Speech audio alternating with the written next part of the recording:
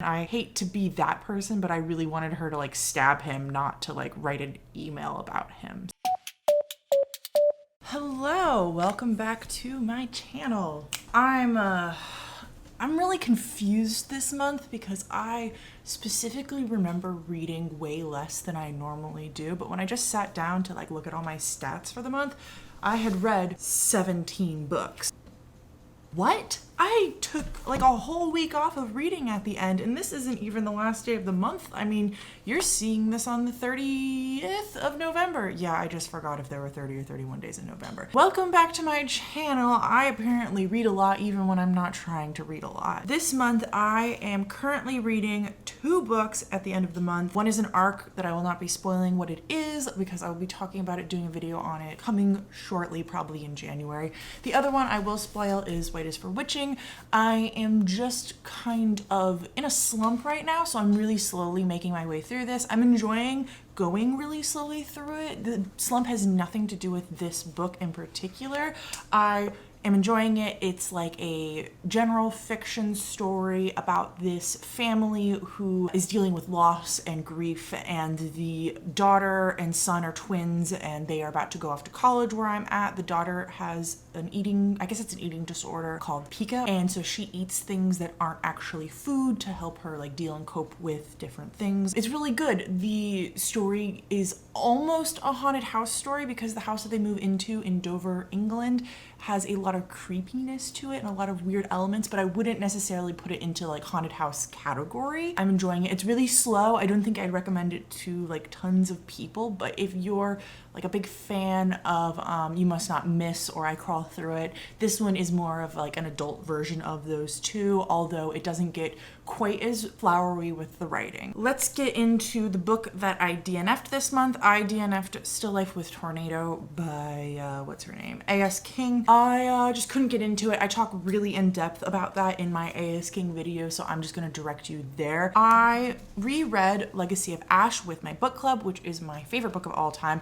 I still think it's gonna get that title, although rereading it definitely made me see that it has some faults, meaning it has some slower moments, and I can understand and appreciate that, but this will always have a very special place in my heart. I talk really in depth about this book in a video just all about it on my channel, and I will link that somewhere. The next book I read was Alatsue by, who wrote Alatsue? I'm not remembering right now. I'll show it because I'll have the cover here. Really enjoyed this, although I don't think I enjoyed it as much as I kind of expected me to enjoy it.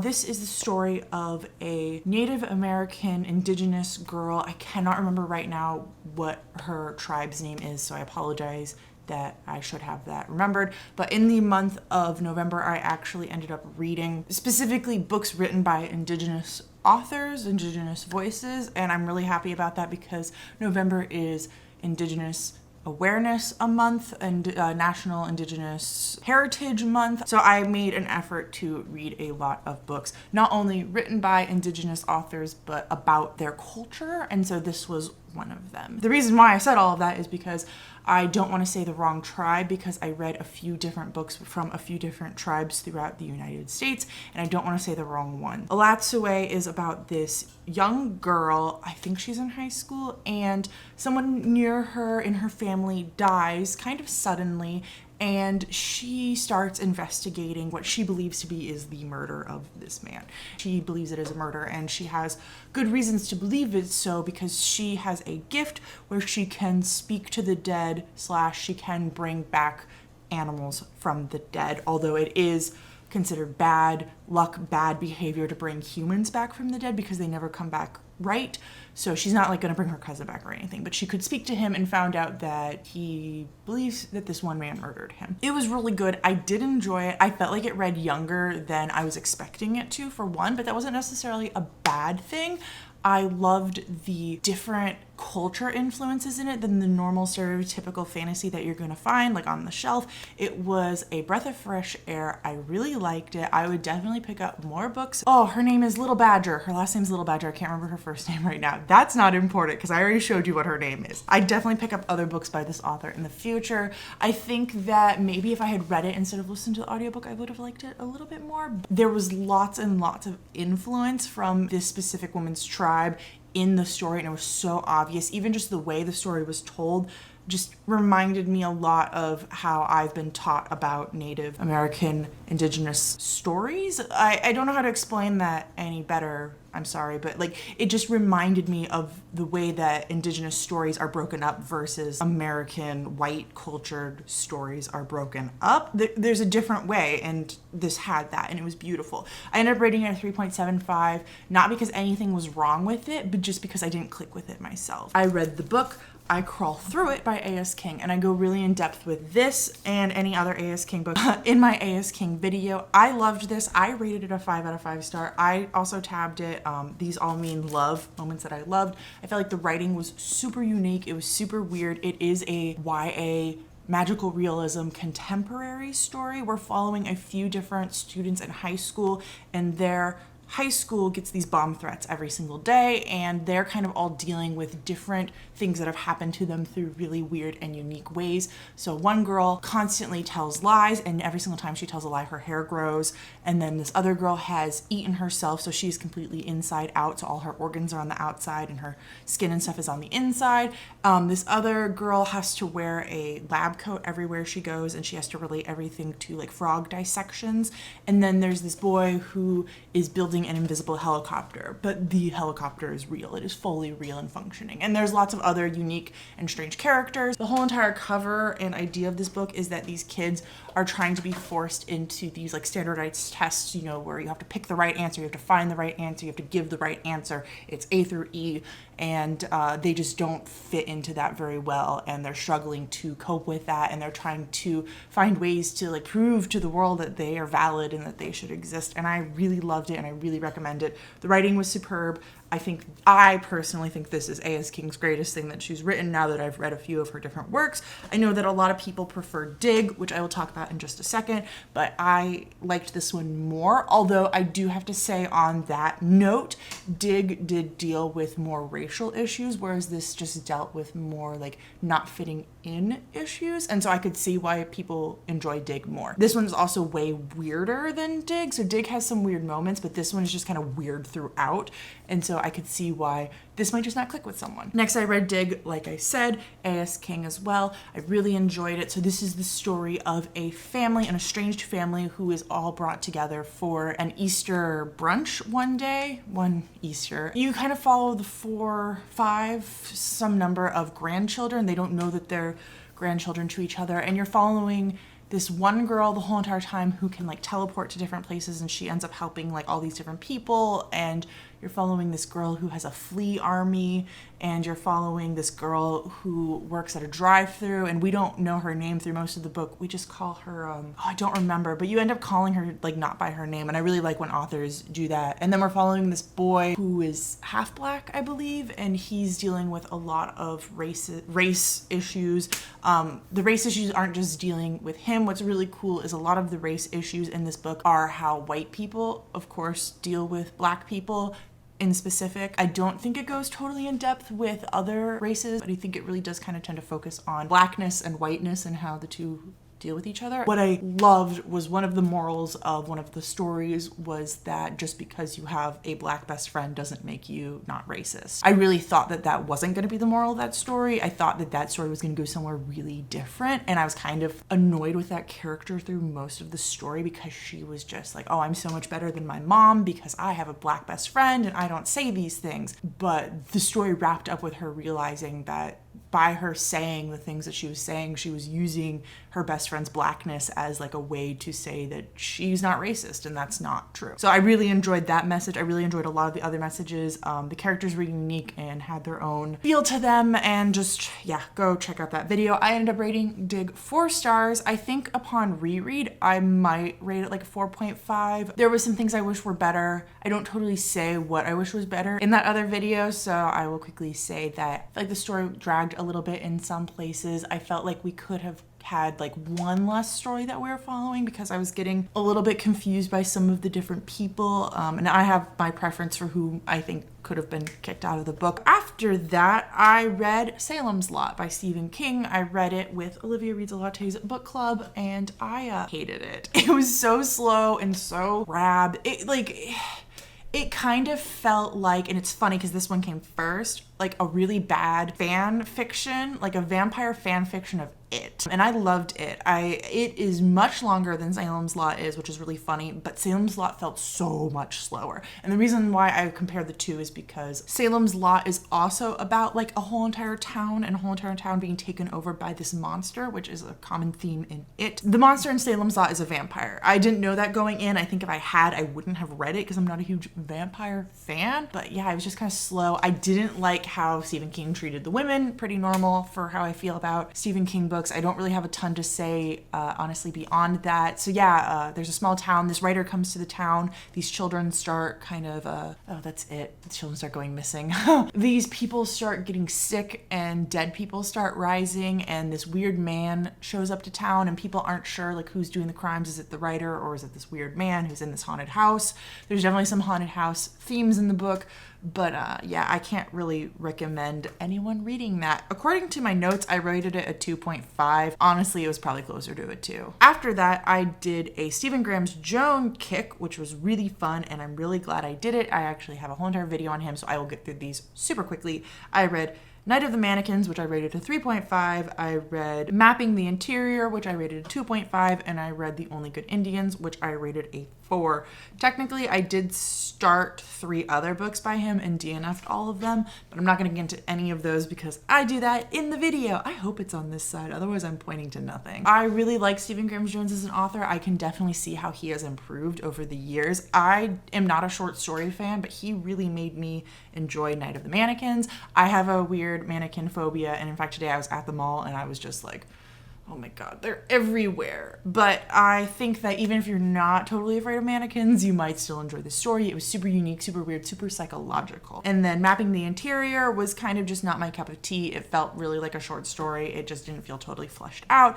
And once again, it had weird vampire themes. And then The Only Good Indians, I really enjoyed. I think it was his best work yet. I think that lots of people will enjoy it. Lots of people will read it. I think honestly that like, if you're into horror as a high schooler, this is one for you to check out. It wasn't like super scary or anything. There was definitely some blood and guts and gore scenes, but it wasn't like complete constant throughout. There was just some like peaked scenes that were really bloody. Also very psychological through most of the book, although unlike Night of the Mannequins, it definitely had more of a concise ending where you understood what was going on, whereas Night of the Mannequins, it was kind of more open. I recommend definitely those two to read them. Mapping the Interior, not so much. Then I read A Dead Djinn in Cairo, which is by P. Djeli Clark. I have read, I think at this point, everything that he's published except for Ring Shout, which I will be getting to next month, and I'm thrilled. This was my favorite that he has written. I loved it. I still think about it. It was very short. I think the audiobook was like 3 hours, which is funny because like I just said, I don't love short stories. So this one we are following a woman. I can't remember her name, but she pops up in one of his other short stories, and she's going to be popping up in a few of his future short stories, and I'm so excited to learn more about her. What is her name? She is a detective, and she is investigating this crime that has happened. This is a historic retelling of magical realism Cairo, Egypt. It's weird because there's magic and technology together. It's steampunky. It's definitely in the past. It's definitely Egypt, and it's definitely good. I recommend it. It was really good. I really enjoyed it. I love the feminist themes throughout the book. I love the like subtle hint of gayness throughout the book. I loved the crime mystery that we were trying to solve. I like what the book had to say. I think that P. Djeli Clark is one of the few men that I think has effectively learned how to write about women's rights, and I would definitely check out more books by him. I have disliked some of his works, but for the most part, I really like him as an author. After that, I read Follow Me to Ground, which wasn't the right type of weird for me. I didn't like it. I didn't enjoy it. I ended up rating it 2 stars. The audiobook was like 3 or 4 hours long, and I could barely get through it. I was kind of confused about what the message and point of the book was supposed to be. So we're following this like dad and daughter, and they are like not human. They came out of the ground, and they live in this small town, and they can heal people, and they like sing and can like move people's organs around and heal them. And I think the commentary was supposed to be about sickness or fitting in or mankind maybe, but I'm not totally sure because we follow the main girl. She falls in love with this human man, and then there's like these hints the entire time that something's not mentally right with the human man. And honestly, even when I finished it, I think I'm a little bit confused about the moral of, or like what part of the story this man played in. That was hard to say. I was super confused by it. I don't recommend it, but I tried out a lot of weird books this month, and this one just didn't do it for me. 2 stars. After that, I read Replica, which is the book that I have mentioned in my TBR for this month, where you can read it from either direction. So I did about half of this book physically reading and about half of it audiobook reading, because this was kind of when I was starting to hit my slump, and I really liked this, which is was telling me I was in a slump because I was really loving this book, and yet I like couldn't get myself to read it. I felt like this was super unique. I'm glad I bought it because it is kind of like a novelty item. It is such a weird book and so unique in how it did its storytelling. So we followed these 2 girls. One of them is a clone in this lab, and she is definitely there for some type of medical experiments. And the other one is this daughter of this wealthy man that we know is part of the company that owns like the clones, and she has been sick most of her life, and she is trying to gain some freedom, take a trip with some of her friends, live her life. It was good. It was really good. I definitely see some of the issues that the book had. It definitely read like an early 2000s YA contemporary. Wasn't necessarily bad, but there were just some themes throughout that were a little bit hard to digest, but it wasn't like super obnoxious or super obvious. Basically, one of the characters is very overweight, and it's not that so much she hates on herself for being overweight. She does make a few comments, but I didn't feel like any of it was like fat shaming. It was more of that she kind of like thin shamed some of the people in her life, like her mom and some of her friends. So that wasn't great, but I also kind of understand, like, when you're a heavier person, sometimes it's just hard to appreciate the people around you who seem to take it for granted. But also, like, we shouldn't hate anyone. We should appreciate everyone for who they are. And when you're a high schooler, that's hard to remember sometimes. This book surprised me. I thought that I wasn't going to like it as much as I did, first off. But then second, I thought that the ending was wrapping up like super quick.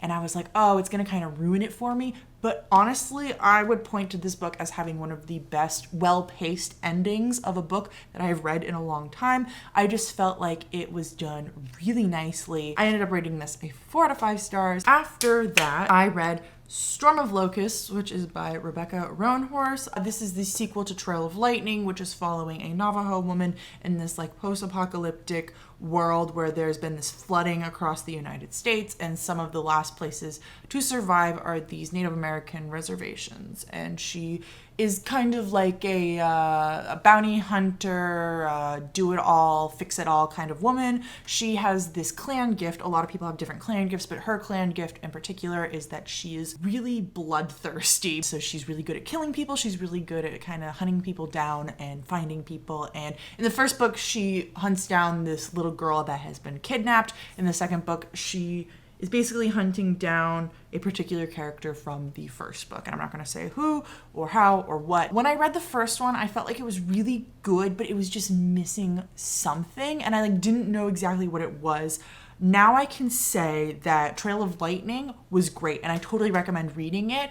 But what it was missing is it was just a debut novel. I don't actually know if it was her first one, but it was her first step into this like fantasy realm. Storm of Locusts was so much better. It got rid of whatever that thing was that didn't totally click with me, and it just really stepped it up. It is a shorter story, so I totally recommend checking out this series. I think there's going to be 4 total, and this is the second one, and I'm not totally sure how her publishing is going to continue, because this year she did release Black Sun, which I will talk about shortly, and is another series that she's working on. I don't know, this series might be pushed out a little bit. I'm not sure how the publication order is going to go between those 2 series, is what I'm trying to say. So Storm of Locusts was really good, 4 out of 5 stars. I recommend it. Please check it out. It's a great series with a unique setting, unique culture. I loved it. I personally think it's better than Alatsue, but that's my personal opinion. I know that it won't stand with everyone, although really that's like comparing apples and oranges because they are completely different stories.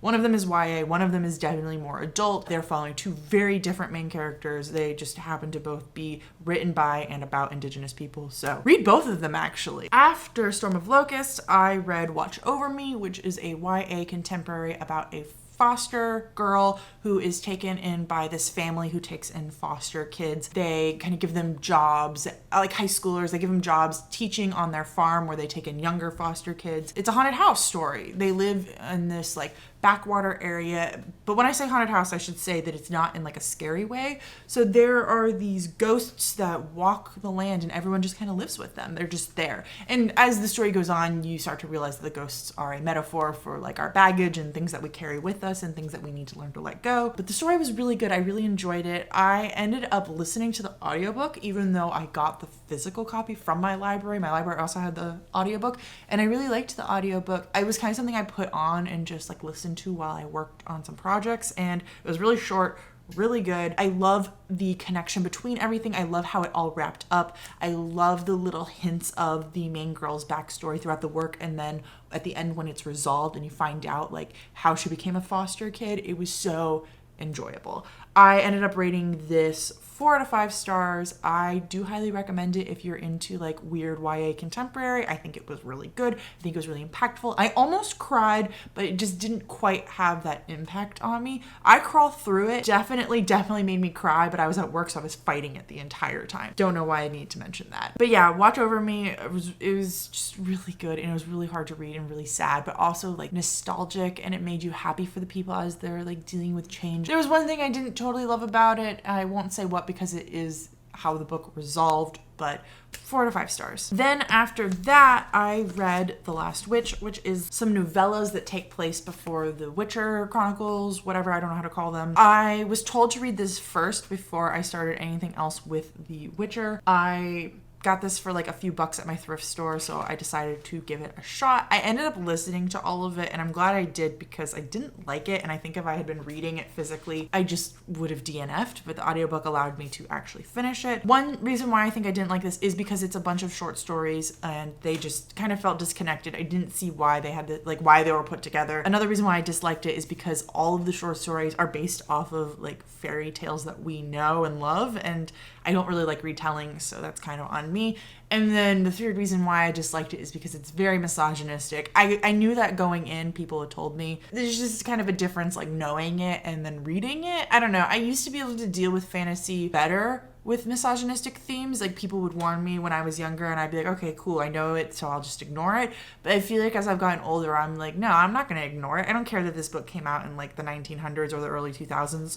I don't care. It shouldn't be like that, and it shouldn't be read by everyone, and it shouldn't be praised for what it is, because what it is bad. So I didn't love it. I did like the main character. I was surprised by that. Geralt, the audiobook, every single time the guy said it, it sounded like he was like coughing to like get the name out, so that's why I did that. He was likable for the most part. I definitely felt like he was like praised as this like really cool main character who's gonna go out and kick some butt, and honestly for most of the book he just sat around talking, and I just wanted more action. Like, stop talking to these people and go do stuff. There were multiple stories in here where he could have like kicked major butt, and instead of doing that he like sat down and talked to the people and resolved their issues that way. And like, awesome, that's great. We need more men who like talk about their emotions and feelings and solve issues that way. But I was expecting like high action. Also, there's a dragon on this front cover, and I don't think was there a dragon in this book? This keeps happening to me. I'm not sure if I'm ever gonna read another Witcher book. I have the video game and I've never played it, and I'm definitely going to play it. I love open world video games. I don't think that I'll have an issue with it. This book did kind of read like a video game, to be honest, but I don't know. I think I'd like to give one of his longer works a shot, but also like if they're gonna be just as misogynistic, what's the point? Why do I want to support this author? Why do I want to read his books? Moving on, the next book I read was The Harpy. I don't remember who this is by. I read it as an ARC on NetGalley. I listened to the audiobook. This was presented to me as like a weird contemporary story where this woman finds out that her husband is cheating on her, and so in exchange for her like, okay, whatever, you cheated on me, let's move on, her husband agreed to let her hunt him. So that's what it was pitched to me as. What it ended up being was more of she found out that her husband was cheating on her, and she accidentally harms him one time physically, and he thinks that her harming him will make her feel better, so he agrees that she can harm him 3 times. And the book is mainly about her thinking about her husband and how he cheated on her and how that reflects back to like how her mom treated her and other weird stuff like that. It was slow. There really wasn't like hunting or hurting of her husband that much. In fact, one of the ways she hurts him is all psychological. She like sends this email out about him, and I hate to be that person, but I really wanted her to like stab him, not to like write an email about him. The book does have some magical realism. The actions that she takes and the thoughts that she has, the book in the summary tells you, start to warp her physical being. And this is one of the biggest issues I had with the book, is because I wanted that metaphor to be something that was spread throughout the book. But really, her physical transformation only happens in the last chapter, and the last chapter is quite short. So it's really only like the last like 5 pages of the book, and the book's not that long, honestly. I wish that physical transformation was throughout. So I didn't love it. I think that it had so much potential. The writing wasn't bad. I mean, I know I said that the plot had a lot of issues with the author just kind of focusing on the main woman thinking about her issues instead of acting on them. But I think that if this had been stretched out more and really been more about her hunting him or hurting him or whatever, and less about her just thinking about it, I would have really liked it. I think if we had had that transformation issue throughout the whole entire book, like I said, I think it would have been really good. So 2 out of 5 stars. I think this is coming out sometime in 2021, so keep your eye out for it if any of that sounded interesting to you. After that, I read Black Sun, which was so good and so fantastic. I liked this more than Trail of Lightning or Storm of Locusts, which makes sense because this author should be getting better as she goes on. Rebecca Roanhorse. Ta-da. So this is her next series, her newest series. I guess it's YA. Yeah, it's YA. So we're following this, how do you say it? I'm gonna make sure I say this correctly. So we're following this culture that is a pre-Columbian America, and it's lots of POVs, lots of different characters that we're following. Some of them have magic, some of them don't. Magic is kind of seen as like an outcast thing, like in lots of fantasy, you know. I really loved most of the characters. There was one that I kind of couldn't stand. My book club actually decided to read this together as well, because I do like to have a main book that we read, and then I really like to have a second book written by a diverse author, a non-white male author, basically, as our second book. This one was the pick for this month, and I'm so glad that my friend Joe suggested it because I loved it. I rated it 4 stars. I'm going to be continuing to pick up Rebecca Roanhorse for as long as she writes. I hope that she doesn't get nervous after this masterpiece and like doesn't stall on writing anything else, because it was so good, really enjoyable. Oh, I haven't told you really what the characters do. So there's lots of different characters. One of them is like a pirate, and she is hired to take one of the other characters across the sea to this place in a really quick amount of time in like storm season. And one of the characters is this like sun goddess, and she has left her family behind to do this like religious cult kind of a thing, and she's dealing with lots of issues in the cult and lots of assassination attempts on her. And all the characters kind of come together, and it's done beautifully. There's lots of darkness in this book, just beautiful culture. It was so unique in the culture and how it was done. The world building was so fantastic. It was honestly my favorite part. I loved it so much. I think that Rebecca Roanhorse can really set up a great culture world plot. I was shocked in moments. I was surprised in moments. I was happy, sad, angry. I really liked it. It was so fresh and so new, and I'm so thankful that it was picked up and published, and that I have the ability to read books by authors not of my culture, because it's just amazing. It was such a good feeling to read this book the entire time. Final book that I read this month was Ready Player One, and this was a reread for me, although I read it for the first time back in like 2015 or 2016, so I didn't have a YouTube channel at the time. Really enjoyed it, actually. I definitely had some issues with it. I definitely saw where it lacked, but I wanted to reread it before I went into reading Ready Player 2. This is not my normal kind of read, so I'm just kind of like shocked that I enjoyed it so much. I know that I have issues with pop culture references. I know that I have issues with male saviors in books, when basically what I'm trying to say is like when lots of characters are trying to accomplish a task, whether or not it's together or individual, and then at the last minute the main white male character becomes the savior of the group or of the world or whatever, and this book definitely falls into that, but it was just kind of fun and enjoyable. I like the main character for the most part. He definitely got annoying near the end of the book, which I think he's supposed to. I'm not totally sure if I loved the book this time because, so the first time I read it physically and the second time I listened to the audiobook, and I'm not totally sure if I loved it the second time so much because the story is really good, or if because Will Wheaton is the narrator and I used to have a really big crush on Will Wheaton when he was in Star Trek Next Generation. Yeah, so he's the narrator. It was really fun because he's actually mentioned in the book. He's like the vice president of America at the time. And then Star Trek Next Generation is mentioned. So it was really fun to hear him talk about those different things and talk about some of the other references. I think there were too many references. I definitely think that the author used references as a way to hold himself above other people, as a way to better, like, oh, I'm so much better than you because I can name every single video game released in 1982 in alphabetical and chronological order. That's annoying and frustrating, and I didn't think that there was really a way for them to say, like, it's not okay for you to know this much with the plot of the book. I didn't tell you the plot of the book. Oh my god, let me tell you the plot of the book. This man has died, and he was the inventor of this thing called the Oasis, and it's basically virtual reality. So you completely are immersed in virtual reality, and the entire world uses it pretty much for everything. You go to school in virtual reality, you go to work in virtual reality. The outside world has become like decrepit, desolate, like desert landscape. No one lives in it. There's like fuel shortages. It's awful. So when the creator of this technology dies, he leaves in his will that whoever can solve this puzzle gets ownership of the technology. And so a lot of the people want to own it because they want to be the person to solve the puzzles and own it. But this one company wants to solve the puzzle and own it so that they can earn money off of it. They can basically like charge people to use it because it's completely free to use. The main character is like fighting against these people who want to come in and win it so that they can charge people for it. It definitely dealt with topics like net neutrality and stuff like that.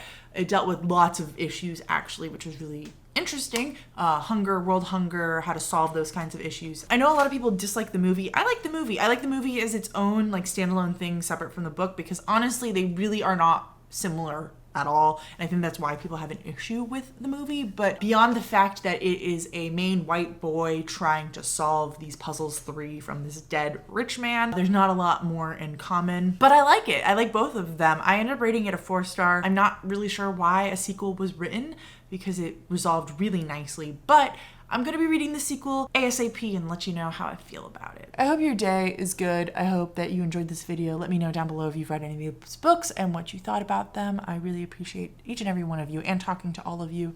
And you're all great. I don't remember how my outro goes, but until next time, I'll talk to you all in the comments. Bye.